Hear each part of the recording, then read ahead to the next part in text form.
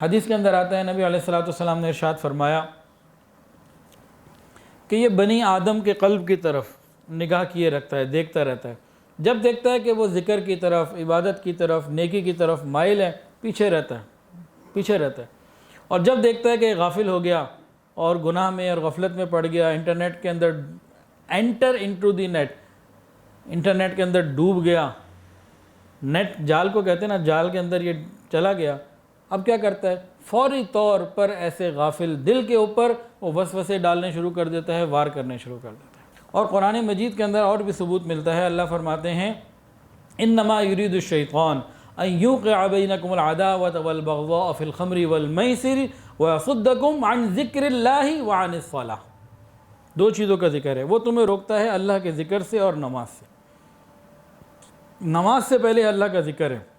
بے شک شیطان یہ ارادہ کرتا ہے کہ تمہارے درمیان شراب اور جوئے کے ذریعے دشمنی ڈالے اور بغض ڈالے اور تمہیں اللہ کی یاد سے اور نماز سے غافل کرے۔ اس میں ترتیب میں یاد الہی سے غافل ہونا پہلے ہے اور نماز سے بعد میں۔ اس لیے عقل مند بندہ وہ ہوتا ہے جو دشمن کو فرسٹ ڈیفنس لائن سے پیچھے رکھے۔ دو ڈیفنس لائنز ہوتی ہیں عام طور سے، ایک پہلی اور ایک دوسری۔ اگر دشمن پہلی سے ہی پیچھے رہا تو اندر تو سب محفوظ ہے، پہلی کو کراس کر کے اندر آ گیا، اب کیا ہوگا؟ اب وہ دوسری ڈیفنس لائن کو توڑنے کی کوشش کرے گا۔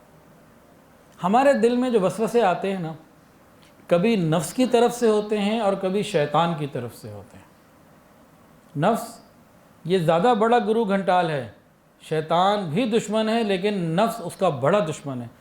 شیطان باہر کا دشمن ہے، نفس اندر بیٹھا ہوا ہے۔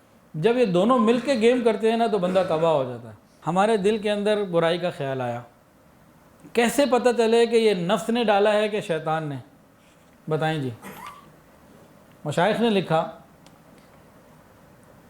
شیطان نے اگر ڈالا ہوگا، آپ لا حول ولا قوت الا باللہ پڑھیں، اعوذ باللہ من الشیطان الرجیم پڑھیں، اللہ کی یاد کریں، کیا ہوگا؟ وہ خیال چلا جائے گا، پھر شیطان کوئی اور آپشن پیش کرے گا، پھر آپ نے کچھ اللہ کا ذکر کیا، وہ تھرڈ آپشن لے کر آئے گا، پھر نیکسٹ آپشن لے کر آئے گا، وہ ایک کے بعد ایک دوسرا آپشن کوئی نہ کوئی چینج کر کے دیتا جائے گا۔ یہ تو ہے شیطانی وسوسے کا سمجھنے کا طریقہ۔ جو نفس کا مشورہ جو نفس کا وسوسہ ہوتا ہے نا، گناہ کا وہ خیال جو نفس کی طرف سے آتا ہے، اس کی پہچان کیسے ہوگی؟ کہ برائی کا خیال آ گیا، آپ لا حول ولا قوت الا باللہ بھی پڑھ رہے ہیں، آپ پورا قرآن پڑھ لیں، وہ نہیں جائے گا۔ نفس کی مثال ضدی بچے کی طرح ہے، وہ بچے کی طرح ضد کر رہا ہوتا ہے، وہ ایک ہی آپشن پہ بندے کو روک دیتا ہے کہ بھائی نہیں یہی کرنا ہے۔ شیطان ملٹیپل آپشنز دے رہا ہوتا ہے، اب یہ کر لو، اچھا یہ کر لو، کیونکہ اس کا کام کیا ہے کہ کسی بھی طریقے سے اس کو نیچے لے آؤ، کسی بھی طریقے سے اس کو نیچے لے آؤ، اس کی پالیسی یہ ہے۔ اور نفس ایک ضدی بچے کی مانند ہے۔ نفس اگر برائی پر آ جائے تو امارہ بن جاتا ہے اور نیکی پر آ جائے تو مطمئنہ بھی بن جاتا ہے۔ نفس پہ محنت کر کے اس کو سدھارا جا سکتا ہے، شیطان کو نہیں سدھارا جا سکتا۔ یہ بھی ایک ان میں فرق ہے دونوں میں۔ نفس زیادہ بڑا بدمعاش ہے، لیکن نفس کو اگر کنٹرول کر لیا جائے، محنت کر لی جائے تو پھر یہ مطمئنہ بن کے نیکی کی طرف ترغیب دیتا ہے۔ ہوتا یہی نفس ہے، نیکی کی طرف ترغیب دیتا ہے۔ شیطان کے ساتھ کچھ کر لو۔ امام غزالی رحمۃ اللہ علیہ فرماتے ہیں کہ شیطان ایسا دشمن ہے جو رشوت قبول نہیں کرتا۔ بہت سارے ایسے دشمن ہوتے ہیں جو خشامت سے، رشوت سے اور تحفہ تحائف دینے سے یا معافی مانگنے سے کسی بھی طریقے سے وہ دور ہو جاتے ہیں، جان چھوڑ دیتے ہیں، ایسا ہو جاتا ہے۔ لیکن شیطان کا جو معاملہ ہے وہ کسی طریقے سے پیچھے ہٹنے والا ہے ہی نہیں۔ ایسا نہیں ہو سکتا کہ اس کے ساتھ بیٹھ کے کوئی مذاکرات کر لیے جائیں اور وہ جان چھوڑ کے چلا جائے، ایسا ممکن ہی نہیں۔ شیطان کا ایک گر یہ ہے کہ بڑی نیکی سے ہٹا کے چھوٹی نیکی پر لے آتا ہے۔ ایک آدمی کو کہیں پہ کسی کام پہ 1,00,000 نیکیاں مل رہی ہوتی ہیں، وہ اس کو کسی اور 100 نیکی والے کام پہ لگا دیتا ہے کہ چلو کچھ نیچے اس کا درجہ آ جائے۔ کوئی اللہ والے تھے، تہجد کا وقت ہوا تو ان کو کسی نے اٹھایا، اٹھیے نماز کا وقت ہو گیا، تو اٹھ گئے۔ اٹھ کے بڑے خوش ہوئے اور شکر ادا کیا، اس کا شکریہ ادا کیا، جناب آپ کی بڑی مہربانی، آپ نے تہجد کے لیے اٹھایا، نہیں تو نماز قضا ہو جاتی۔ آپ ہیں کون؟ میں شیطان ہوں۔ شیطان نے تہجد کے لیے اٹھایا، جی میں نے آپ کو تہجد کے لیے اٹھایا کہ اٹھ کے تہجد پڑھ لیں آپ. تو شیطان تو تہجد کے لیے کبھی نہیں اٹھایا تھا. یہ کیا معاملہ ہوا؟ کہنے لگے جناب کل آپ کی تہجد قضا ہو گئی تھی، آپ اتنا روئے اتنا روئے اتنا روئے اس قضا ہونے کے اوپر، اللہ نے آپ کو برسوں کی تہجد کا ثواب عطا کر دیا، مجھے بڑی تکلیف ہوئی، آپ اٹھ کے پڑھ لیں، ایک ہی رات کا ثواب لے لیں.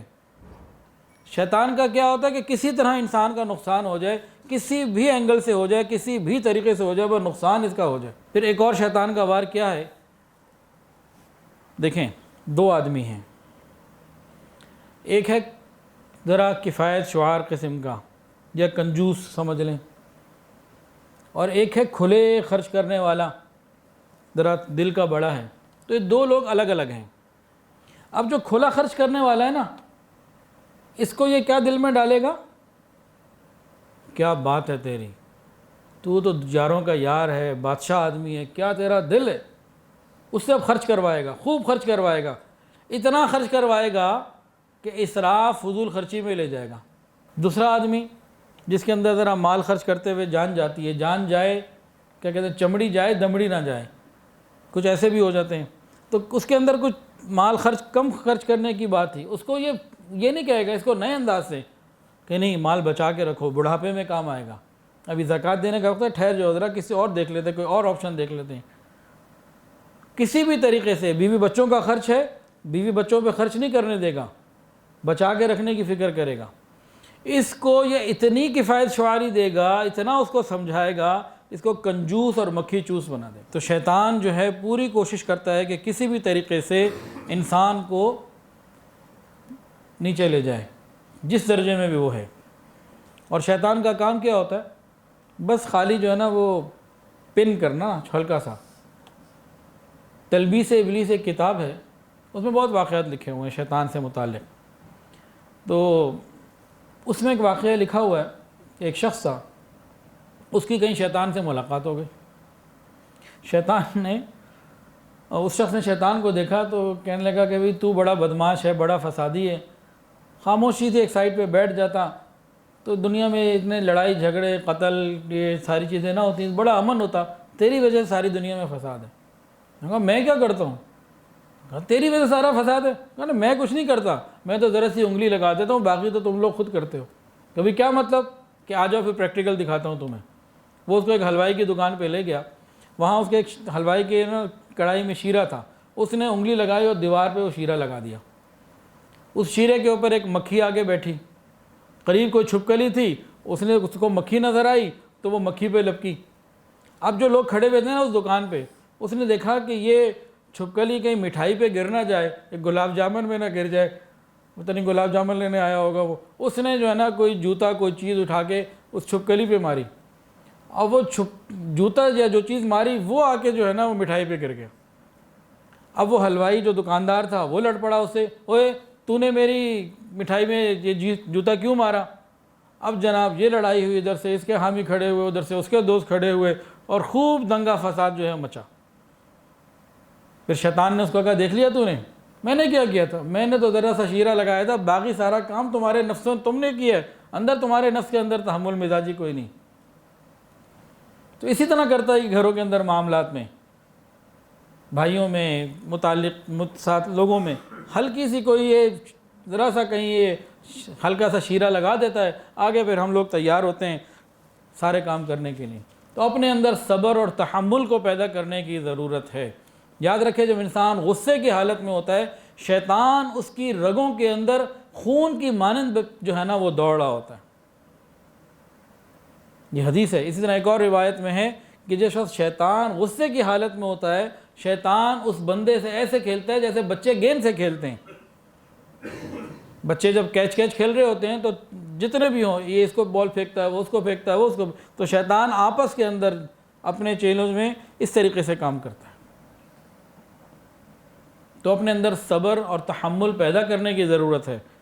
یہ بہت بڑا دشمن ہے، اس کا ایک وار کا انداز غصے سے ہوتا ہے. یہ غصہ کیا ہے؟